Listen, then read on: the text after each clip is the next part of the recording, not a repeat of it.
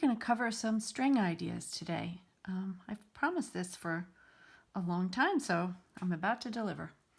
So we're going to do 4 different ones. So find that page in your book where we started with the first 2, and we're going to fill in the rest of these boxes.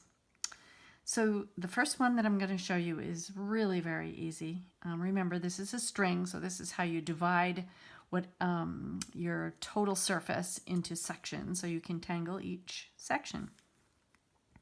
So this one is very easy. You start at one corner, either, doesn't matter which corner, and you connect to another corner, opposite. And then the next step is to go from this corner so that you divide that space into 2 triangles. So again, we sort of started here, then divided here, and now we're going to divide 2 more times. Here, which is kind of like, I guess we're sort of doing this triangle into thirds. So you get these 3 shapes. So this is a very nice geometric string pattern to tangle in. The next one I kind of like because it reminds me of stacked stones.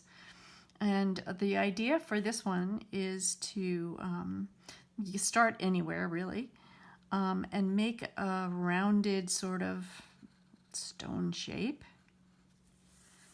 and stack it on another one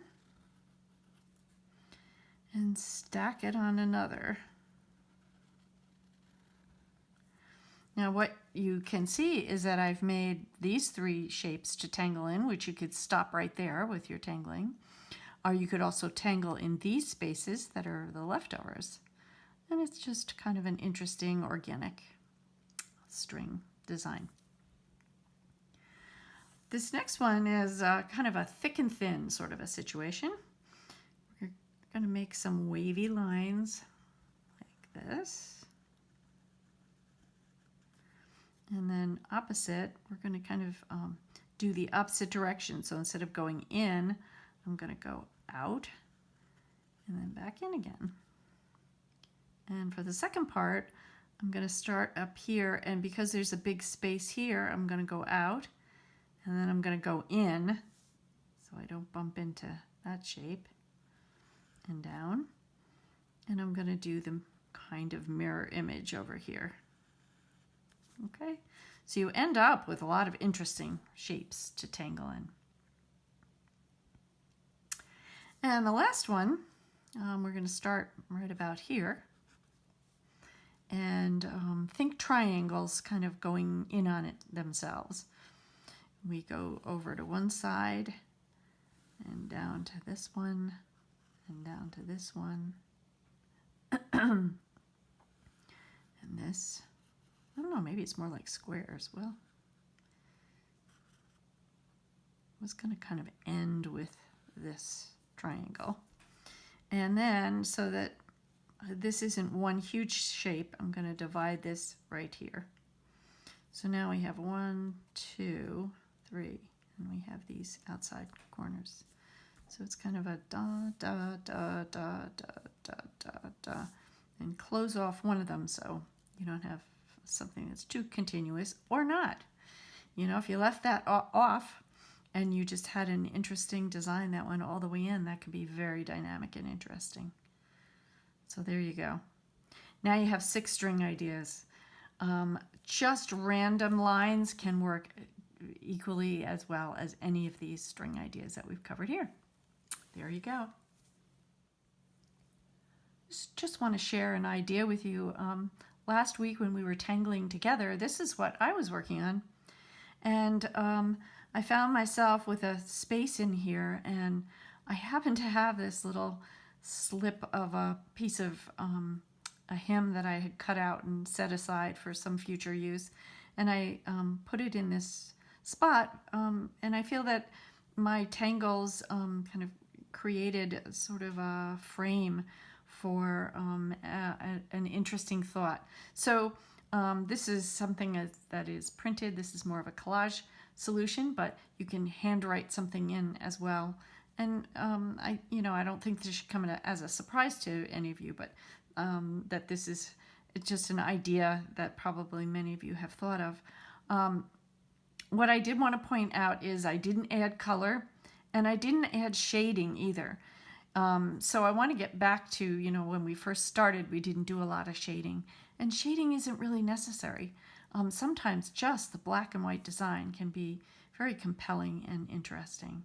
So I just wanted to share that with you before we go on to our tangles. So the two tangles that we're going to learn today are heartline and jest. And this one, heartline, is a good one to use for a frame or a border. But look at the variations it has. And this one is very simple and can be used in a lot of different ways. And this was one way that was kind of fun that I chose to show you. So, okay, let's begin. We'll start with heartline. So heartline is on page 60 of your book. However, I do a slightly different variation from the book in that they teach it going diagonally, and I found that to be kind of difficult. And I think it's not that it's impossible, but let's do it just going straight across, and I think that'll make it a little bit easier. And then if you want to add the diagonal variation, you can. So the best way to start this is just with this a shape that's kind of like the top of a heart, which is I call an M, sort of a shape. And from that M shape, we're going to go down as if we are going to make a heart and go back up, to finish it. But instead, we're going to make an upside down M. And now we're going to go up to finish it. And now I'm leaving my pen right there because this is a very fluid tangle. It works best if you do it this way. So you just continue to make another M and then swoop down to close it, and another one, and up, and another one. There we go. Do you see how fluid this is? It becomes pretty easy once you get the feel of it. It kind of goes into your muscle memory, and you're off and running. Okay, and I'm going to end it by just doing a curly Q here. And I'm going to go back to this beginning, and I am going to finish that heart, and I'm going to add another little curly Q there. So that's my variation. I could have gone along a little bit farther, but I didn't want to waste your time. And then the other thing that's really fun with heartline is to actually just take hearts and in a similar fluid motion make a plant-like shape. So we'll start with a traditional heart here, and then off of that I'm going to make another one that's a little smaller, and another one on that side. And there I've made my little plant-like shape. Then I'm going to make a stem that comes down and put a little heart in the middle of it. Continue that around. I can do as many of these as I want to. They can get bigger, however you want to do it. I think we'll end this one also with a curly Q. Here we go.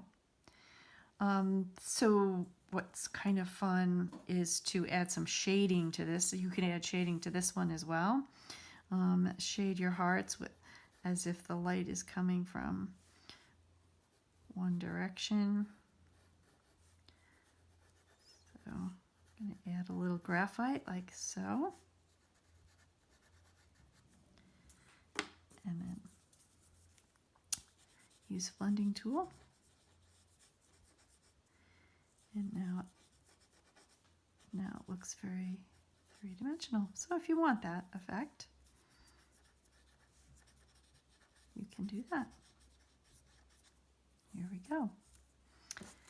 So that is Heartline. Again, you can use that for a border, a frame, and this one it could also be used for a border or frame. So have fun with Heartline.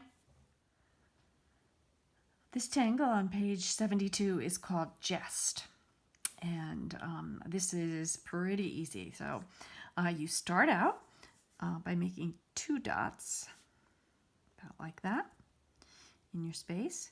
And from those 2 dots, you go up and down again and make a triangle. Now, where you end from this dot, it's almost like you're about to make a star.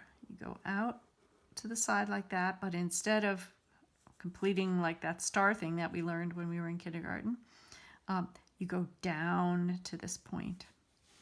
And when you get to this point, you go up and again down to the point. Okay. Now you've created some nice spaces here, and we're going to fill in. Oops. Fill in 2 of those spaces. And this is now looking a lot like, I think I know why they call it Jest. It reminds you of a jester's hat. Okay. So that's the basic Jest. Now there's lots of fun ways to use this, and I'm going to show you one now. I'm going to put a square here,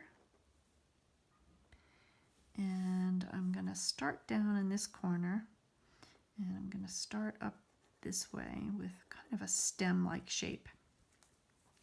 And off the stem, I'm going to do those 2 dots and make a triangle.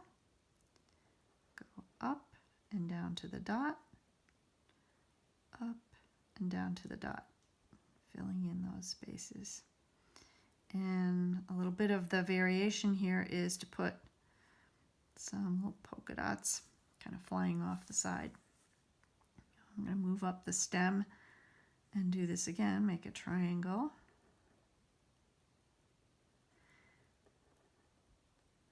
And I think I have to turn it to be able to do it. Yeah. There we go. Hopefully I didn't lose my way there. I'm going to fill in the spaces and add some dots. And now we're going to use this square to make some of these Jest tangles. This will be the beginning of one. I think I can actually do this upside down if I concentrate. Okay, that's coming out of that side. I'm going to come out of this side of the square.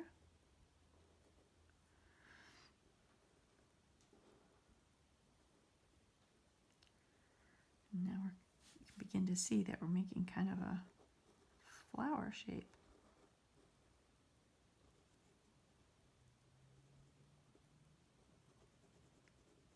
Isn't that fun?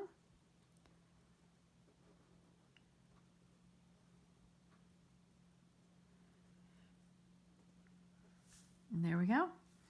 Now I'll make that stem go all the way in. Almost looks like I could put another small one here, right?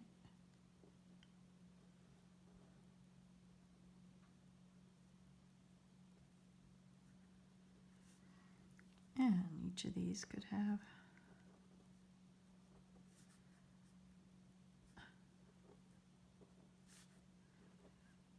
if we'd like.